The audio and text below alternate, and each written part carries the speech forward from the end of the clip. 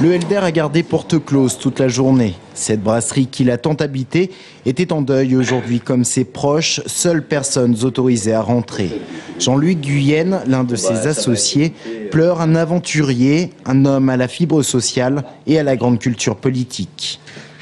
C'est ensemble qu'on a travaillé sur le Helder et que Robert en a fait une espèce de plateforme politique, d'échange d'idées. C'était son QG en fait. Il a été le trublion tourangeau, il a été l'animateur du Helder parce qu'il passait de table en table, il y avait beaucoup d'amis qui venaient ici, il a beaucoup aidé des gens qui étaient en perdition. Robert Sabourin s'était implanté en Touraine dans les années 80 avec ses deux associés.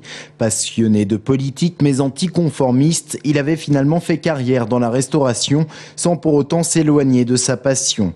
Il comptait parmi les figures locales, avait noué des relations avec de nombreux politiques de droite comme de gauche et comptait dans ses amis Jean Germain ou Philippe Briand.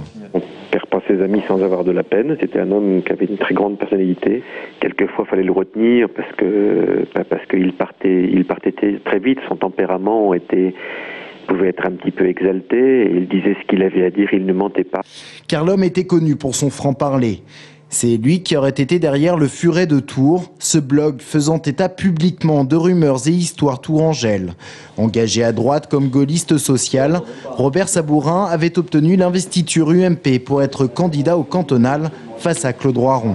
Robert avait envie d'aller sur des enjeux humains et il avait envie d'en débattre justement et pas simplement d'en découdre avec Claude Roiron. C'était pas ça, c'était pas que ça.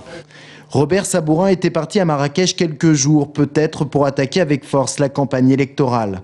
Entré à l'hôpital pour une opération bénigne, il est décédé d'un œdème pulmonaire. Une mort qui prive la Touraine d'un homme qui n'avait pas la langue dans sa poche et d'une compétition électorale qui aurait vu s'opposer deux caractères bien trempés.